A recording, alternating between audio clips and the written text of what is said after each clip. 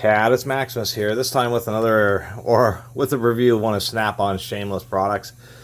Snap-on, of course, actually I think it's been the last 5 or 10 years, they've been licensing their name out. They never used to do that, but they've been doing it more and more, getting more and more products, Snap-on gloves and stuff. You see it all sorts of random hardware stores, and it's kind of hilarious. This, I believe, may be a rapid stapler. This is a 4-in-1 manual stapler. 4-in-1 because it can drive standard square staples. It can do round staples for cabling. It can do brad nails and pin nails. Pretty tall, 14 millimeters, so this is going to be a 9/16. So this can take some pretty tall staples.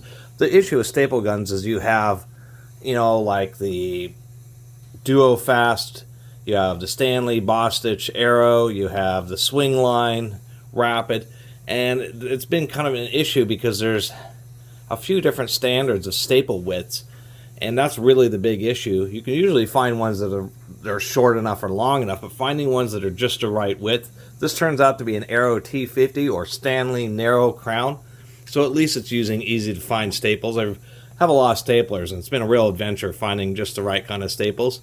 Certainly, they certainly slide in nice and easy.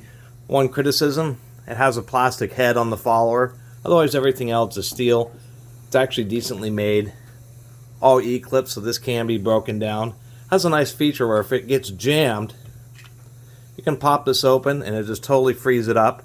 There's the little half moon shape. Let's get this open. There's the driving peg, and there's a little half moon shape. That's what it allows it to drive these cable.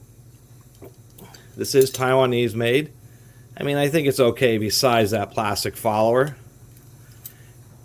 This knob up here adjusts the spring tension. So if we have a situation like this, where I'm thinking these are like 3/8 staples, they're getting down there, but not quite, maybe not quite as deep as I'd like.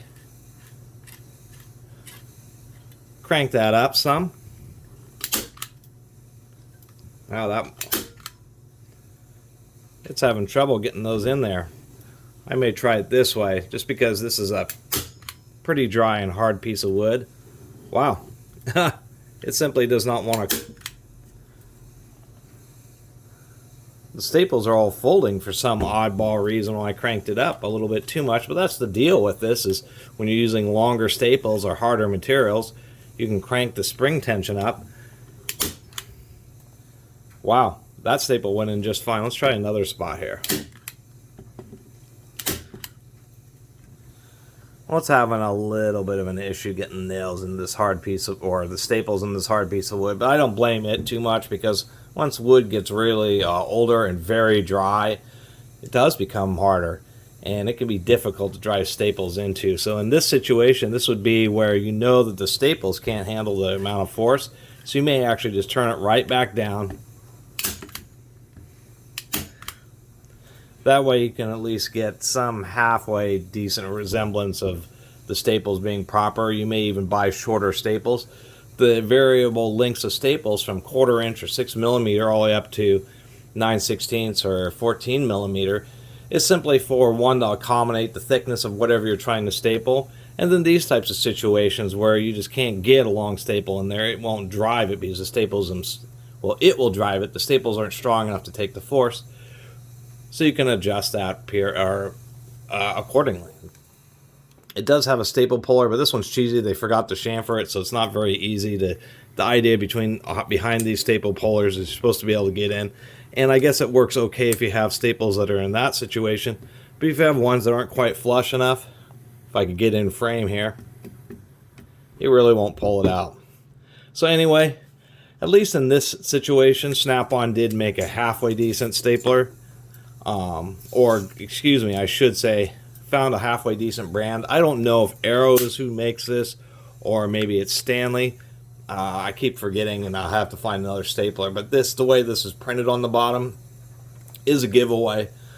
It's interesting that the measurements are indeed all in metric, so that's what makes me think it may be a Swedish Rapid. But this type of design with the threaded tensioner on top is actually really common. So I think it's funny that Snap-on is now rebranding things just like staplers. This, besides saying in Taiwan, actually has absolutely no part number anywhere on it. And it's really kind of strange like that. Almost like they're trying to keep it a secret what brand of stapler it is. But the fact that it uses C-clips and easily removable pins so you can take the whole thing apart. These two back halves are riveted, but everything else you can pull apart and clean. You know, at least Snap-on got a halfway decent rebrand there. Unlike some other things with Snap-on's name on it that have not been so great. Once again, this one's okay. Even kind of like the squishy silicone inner grip. Not a lot else to say. Just an oddball item from Snap to have Snap-on's name on it. I really appreciate everybody who's been watching and subscribing. And if you take a chance, maybe check out some of my t-shirts. That helps me actually a lot more than YouTube views. It's just somebody taking a look, maybe buying one of my cheesy t-shirts. Just wanted to mention that. Anyway, if you haven't subscribed, please do. Till next time, Catus Maximus out.